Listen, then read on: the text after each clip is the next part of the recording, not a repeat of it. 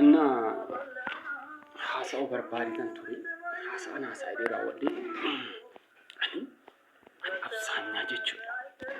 Wanta ani barbaadu akka biyya guddattu akka guddina keessa seenuuf kana malee gizeen dhaggeeffadhu gizee tokko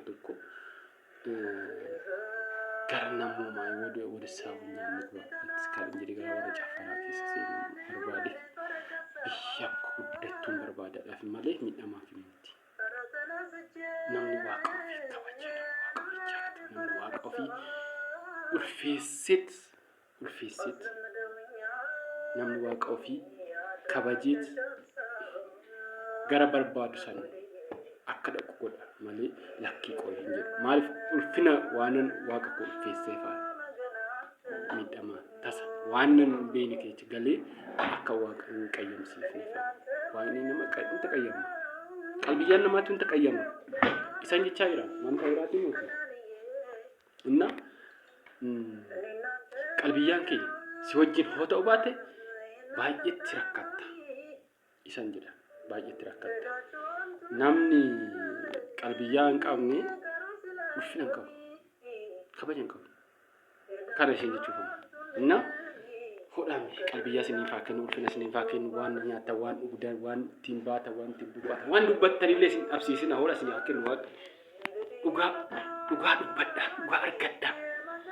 Garuu sobatti maktanii hoo jal'iftan seera jal'iftan itti gaafatamtu jechuudha. Sobatti makinaa soba barbaadan maaliifi odoo soba hin taane cinaadhaan itti himuudha jecha barbaada. Cinaa gorsiiftanii yoo itti himtan abbaan suni fe'u haa beeku baatullee taadhiisu lakkii moote akkasiin mootettee cinaadhaan waan ta'e itti himta kana jechuudha.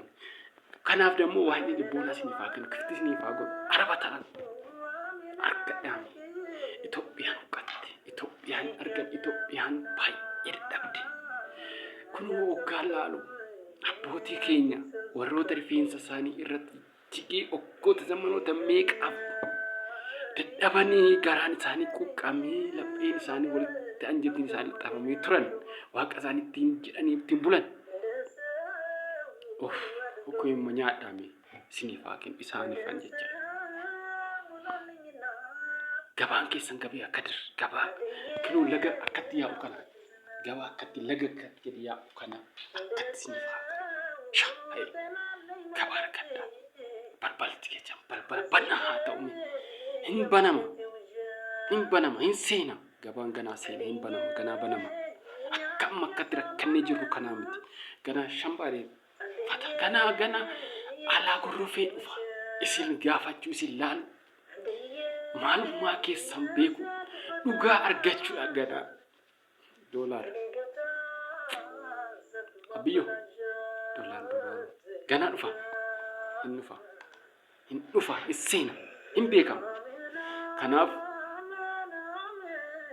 ani immoo duraan gara warra sirbaa eetan naditi dhaggeeffadhu naan jedha jaalala nan dhaggeeffadhu. Inchi gadi. Kanaafan inni immoo maalaan jechuu barbaada. Namni nama assaasaata. Qalbiyyaa keetinuus assaasaata. Kanaafani gara warra sirbaa keessa godhee biyyaaf hojjedha kan hin jedhu namni qalbiyyaa kee wajjin walitti sinaqa. Qalbiyyaa kee wajjin waaqni kan waaqa. Maal godhu kan biraa jechuudha. Kanaas ta'u kana waaqumatu hin beeka hin arga fakkeecha waan ta'eef kanaafan immoo kan nama aggaaca'u hin jira.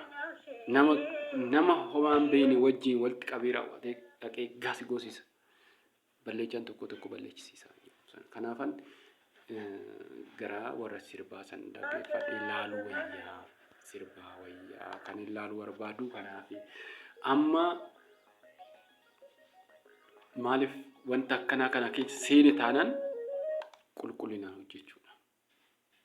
Garuu waan immoo beeka qulqulleessittis dhiiftes si sirreessaa deema ofiisaatiif karaa siifana ofiisaatiif laphee namaa beeka waan ta'eef keessa namaa beeka kan fageenya namaa ilaala waan ta'eef kanaaf Kanaafan Waaqayyo dhugaaf dhaabbatu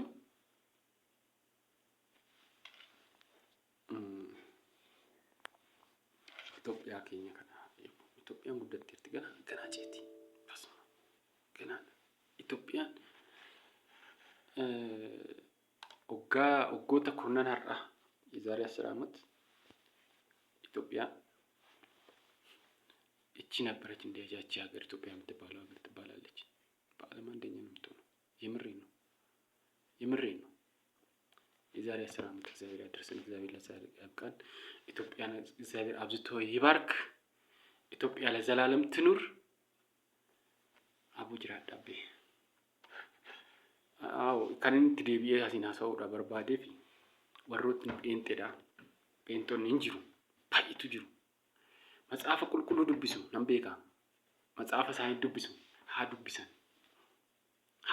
ሀዱበተን እንኦዊኒ እንኳን ጴንጦታ ሙቲ ደፍተራ እንኦዊኒ ኩኑ ተበታዊት ዱብፈቴ ማልጄ ዱፋ ወጅንተኛ አስቲ ነው ኢኒ ካን ኦፊቲ ናበሳጨውስ ማልጅሩስ ደንደይ ኩኑ ወልንጅራቸ በቃ ወልደንዴትን ከነመጅሩ ድሩዩ በቃ inni akka barbaade godhee daftara wajjin dhufee hoosii tuquu si dhukkuba garuu keessa namaa kana keessa bubbutee bakka inni si tuqe sun madaas ta'a akkana godhee bakka waliin si jiraachisa. Nama himte in ture akkas ta'e sibiila si godha bakka wanna fee kanatti si buusu kanatti si godhe wanna feetti godhu homa hin taatu ati akkuma duratti isatti jiraatta sibiil taate jiraatta. Garaattis naalaatanii mataattis na godhanii maaltis miilattis maali waa garaa keessaa mul'ich godhee sibiila ta'ee mataattis sibiila ta'ee maalittis no sibiila mata amma har'a kun na qaqqabaa ture dabadabaa ture homaan taane wanna takkitti xinnoo ugaan gara beete kiristaanaa deemee tasallameen nu fedhu tabbasaacee lamata iyyuu beete kiristaanaa deemu jaalan ture karaarra geeraa wal jechuudha achi uganas deemu tabbasaacaan nufe kophaa kiyya naasofsiisa waan ta'eef kanarra maalan jedhee እንደውም ነሰለማኝ እንጂ ሙስሊም አንታሉ ጀርቱ ሲሩማዩ ክርስቲያን ማዩ ፎዱን ጀ ሰይሳ ኩኑ አስገኘ ነሞ ኮምፒውተር ካነበና ጥኖ ተርጋግ አከሰና አንቆ ደኩ ዱካታ አከስ ሲያበሳጫጫ በቃ ደጋ ፈክኩኑ ጊዜ ቤተሰብ ብረጅሩ ሰነከሰከሰከስ እና warroota kanatti qalbiyyaan tabasacaaccaatan qalbiyyaan keessatti deebi'ee karaa isaatti sin deebisee mana isaatti sin galchee mana keessatti sin deebisee wanne isin lapheen keechaan barbaada akka hojjetanii dalagdan isiniif haa godhu isiniif haa laatu isiniif haa nyaatu balballi keechaan haa banamu ani balbalamu bakka balbala banee akka gabaan akka dhangalaa bishaanii isinitti olaa gorrafuun jedha bakka kana naasaa erga duraanittiyyuu kana duratti gizeen dura haasa'uu fi kan nama haasa'u addaan duratti isaan xinnoo wanna sila matsaafa maanaamna kana waliin tuttuqanii dhufanii na wajjin haasa'anii tiktootif jedhee afaan hidhamu kadhadhaadhaan yaa waaqee kadhadhaadhaan hiikenna biraa deemu kun inni afaan kun fataa hidhamu ofii waaqa akkatti jiraata akkanaati waaqni kan afaan isaa afaan kee ofii isaatiin fataa sii godhu tokko insa lammaffaan immoo mirqanyaa keessatti tarfataa godhee kan si dabarsu waaqa kana mirqanyaa keessa kan si dabarsine waaqa maaliti biddeena isiniif haa laatu biddeena isiniif haa kennu mirqanyaa keessatti tarfataa godhee isin haa baasu afaan keechaan afaan loggoomame to'a godhee isiniif haa hiiku akka ittiin dubbattan akka ittiin nageeffatan akka waaqa ittiin kadhattan akka namaaf hiiktan illee haa ta'u of jiraadhaa kan nalaaltanis kan dhaggeeffattanis kan agartanis hundi keessaniyyuu waan gargaarsaaf biraatii fi keessa sagaleen keessa dabrus kan gurraan seenus kan ijaan agartanis wantoota rakkina baay'ee keessa isifu ta'a isiniifuyyuu biddeenni keessan kan kaf jedhe haa ta'u Itoophiyaan waaqni haa guddisu Itoophiyaan haa guddattu haa dagaagdu waggaa kurnan har'aatiin nu haa eegsisuutiin nu haa agarsiisu Itoophiyaan kan macarrashaa biyyattiin maal akka taatu akka ishiin darajaa maalirra akka ishiin geessu nutti agarsiisu macarrashaa alamiin tokkoffaa taati ነገር ዋይናችን ዋጋ እና ኢትዮጵያ ለዘላለም ትኑር። ህዝቦቿን ይባርክ። አመሰግናለሁ። አምላኬን አመሰግናለሁ። ፈጣሪን አመሰግናለሁ። ለዚች ሰዓት ለዚች ክብር ያደረስክኝ አምላክ ሆይ ምስጋና ላንተ ያቀርባለሁ። ላንተ ይድረስ። የምታበላ የምታጠጣ ነጋዴና አምራች አንተ ነህ። ሰውን ፍቅር ስጥ፣ ለሰውን ፍቅር ስጥ፣ ለሁሉም ፍቅር ስጥ። ሁሉን ማብላ፣ ሁሉም ማጠጣ። የሚለምን ሁሉ ያግኝ፣ ያጣ የምነጣ ሁሉ ያግኝ። አደራ አባቴ እለምናለሁ፣ ትለመነኝ። ኢትዮጵያን ለዘላለም ትኑር። ኢትዮጵያን ጠብቃት። እኛ ደካሞች ነን፣ እኛ እንተኛለን፣ እኛ እንቅልፋሞች ነን። እማተኛ እማታንቀላፋ አንተን አባቴ ቀን ከሌሊት ጠብቅ። እኛንም ቀን ከሌሊት ጠብቅ። ከድህነት አውጣን። አንቺ ከምባለው ውስጥ አንቺ መናጤ፣ አንቺ ድሃ ከተባልኩት ነገር ውስጥ አውጣኝ እባክህ። የሙጥኝ አምላክ ያደራ የምለምነው ይሄን ብቻ ነው። ጤንነቴን ሰጥተኸኛል። አሁንም ጤንነቴን ጠብቀኝ። እጅና እግርም አለኝ እኔ አባት። ብሰራበትም ብሄድበትም ብራምንበትም ያንተ ጉልበት ያንተ ሀብት ያስፈልገኛል። የማያስፈልገኝ ነገር የለም። ያንተ እርዳታ ከሌለበት እኔ ባዶ ነኝ። እኔ አባት አደራህን እለምንሃለሁ። አንተ ከጎኔ ሁነኝ፣ አንተ ጉልበት ሁነኝ። እኔ አባት አደራህን። እኔ እሳሳታለሁ፣ ሰው ነኝ። የማትሳሳተው አንተ። እኔ የሰው ልጅ ነኝ፣ አንተ የፈጣሪ ልጅ ነህ። አባቴ አደራህን። እኔ ብሳሳት አንተ ታርመኛለህ፣ አንተ ታስተካክለኛለህ፣ አንተ መንገድ ላይ ታስገባኛለህ። ላፍታና ለሰከንድ እንኳን እንዳትለየኝ እኔ አባት አደራህን። የሙጥኝ ለምኜሃለሁ። ከአጠገቤ እንዳትለይ፣ እንዳልሳሳት፣ ያልሆነ ነገርን ተናግሬ አምላኬ ሆይ አባቴ ሆይ የኢትዮጵያ ፈጣሪ ሆይ ኢትዮጵያን የፈጠርካት አምላክ ሆይ ያልሆነ ነገርን ተናግሬ አገሬ ወደ ኋላ እንዳላስቀራት የሙጥኝ አደራህን። አንተ ጠብቀኝ። ከአንተ የማይሳነው ነገር የለም። አንተ የሁሉ ጠባቂ ነህ። አንተ አዋቂ ነህ። እኔ ነኝ፣ እኔ ሰው ነኝ፣ ደካማው የኔ አባት እኔ ነኝ። ወላዋይ የኔ አባት እኔ ደካማ ነኝ። እዋሻለሁ፣ ቀጥፋለሁ፣ እናገራለሁ፣ እበሳጫለሁ፣ እሳደባለሁ። የኔ አባት ይህን ሁሉ አትይብኝ አደራህን። እኔም ለምነህ ይሄንን ነው። ስበሳጭ ስነጋገር ከሰው ጋርም እንደፈለግኩ እሆናለሁ። ልጅነቴም አልጨረስኩትም፣ ገና ነኝ። እንደ ልጆችም እሆናለሁ። የኔ አባት እንደፈለግኩ ስለመሆን እንደምፈልገው ስሆን አንተ እንዳትለየኝ የኔ አባት አደራህን። ይህን ሁሉ አትይብኝ የኔ አባት አደራህን። እራመዳለሁ፣ እንደ ሰው ነው የምሆነው። ሰውኛ ነው በቃ የኔ አታየትም አካሄዴም የኔ አባት አደራህን።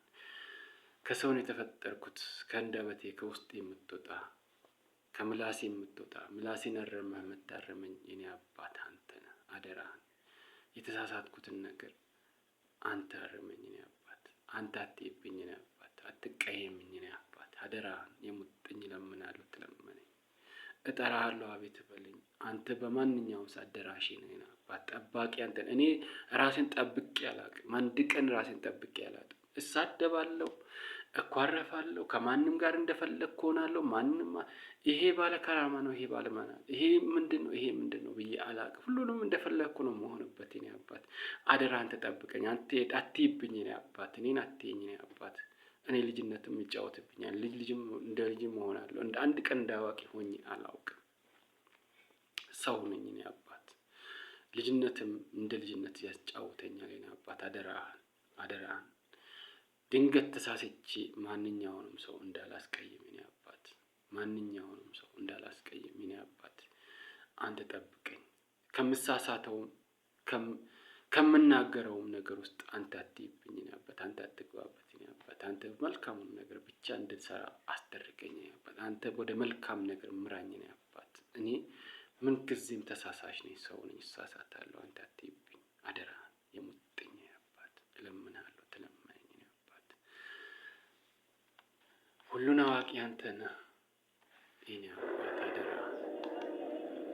ሰው ይሳሳታል፣ የማይሳሳተው አንተ ብቻ ነህ። የማትሳሳተው አንተ ብቻ ነህ።